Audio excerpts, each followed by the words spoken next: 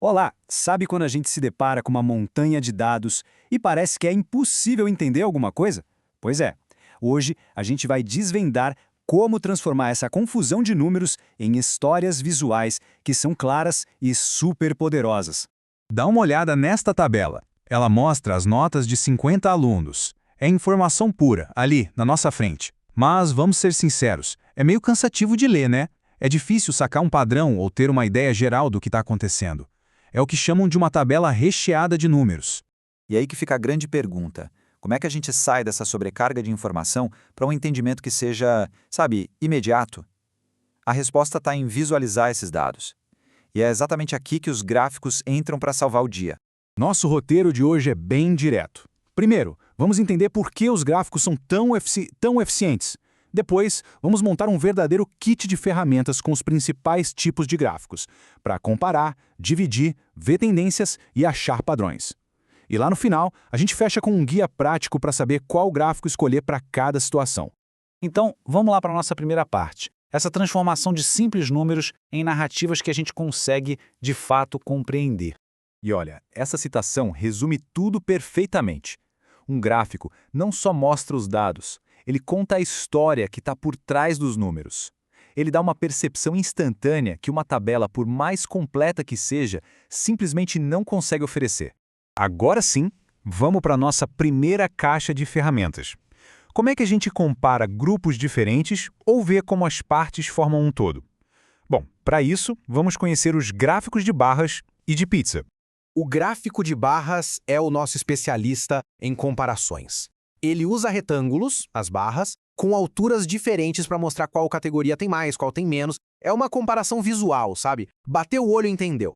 E a clareza é impressionante. Numa olhada só, fica óbvio qual curso tem mais alunos. A gente não precisa ficar lendo número por número. A altura das barras já conta a história toda na hora. Então, o ponto principal é este. Usamos barras para comparar coisas diferentes entre si. Mas e se a gente quiser ver como várias partes formam um total? Bom, aí a gente muda de ferramenta e pega o gráfico de pizza. O gráfico de pizza, que também é chamado de gráfico de setores, é perfeito para mostrar proporções. É só pensar numa pizza de verdade. O todo é a pizza inteira, e cada fatia é um pedaço daquela pizza. Simples assim. A lógica por trás é bem tranquila. O círculo completo tem 360 graus, e isso representa 100% dos nossos dados. Cada fatia vai ter um ângulo que é proporcional à porcentagem dela no total. É uma regrinha de 3 que resolve tudo. E esse exemplo aqui ilustra a ideia perfeitamente.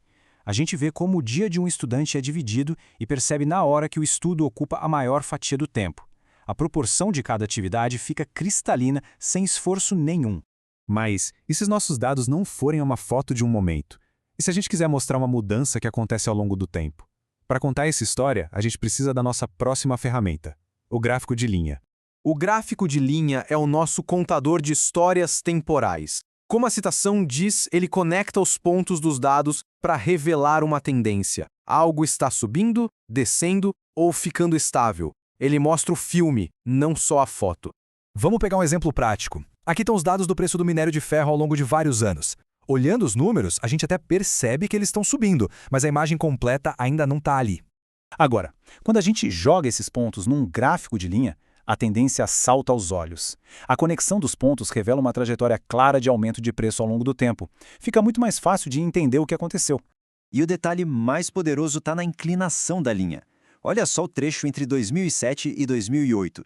A linha fica muito mais íngreme, indicando que o preço não só subiu, mas subiu bem mais rápido nesse período. A linha nos conta até a velocidade da mudança. Certo, agora vamos ver como podemos entender a distribuição dos dados. Como os valores se agrupam? Onde é que eles se concentram mais? Para isso, a gente usa os histogramas. O histograma até parece um gráfico de barras, mas tem uma diferença fundamental. As barras se tocam. E por que isso? Porque ele é usado para dados contínuos, dados que podem ter qualquer valor dentro de um intervalo, tipo as notas dos alunos que a gente viu lá no começo. Para construir um histograma é um processo bem lógico. No eixo horizontal, a gente coloca os intervalos das notas. No vertical, o número de alunos em cada um desses intervalos. E aí é só desenhar as barras, uma coladinha na outra, para mostrar essa distribuição contínua. E dá para a gente ir um passo além do histograma e criar um polígono de frequência. É basicamente um gráfico de linha que conecta os pontos centrais no topo de cada barra. Ele ajuda a gente a ver o contorno da distribuição dos dados de um jeito mais suave. Por exemplo, para aquele primeiro grupo de notas, entre 30 e 40, o ponto do nosso polígono de frequência seria marcado exatamente no meio, no valor 35. Fazendo isso para todas as barras, a gente tem uma visão bem clara do contorno da distribuição. Ok, então, montamos nosso kit de ferramentas.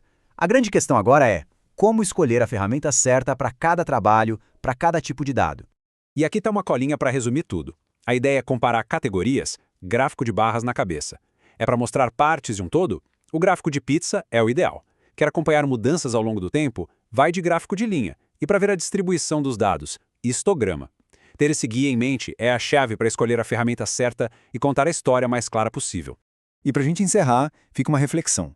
Nós vimos o poder dos gráficos para trazer clareza, mas isso leva a uma pergunta importante.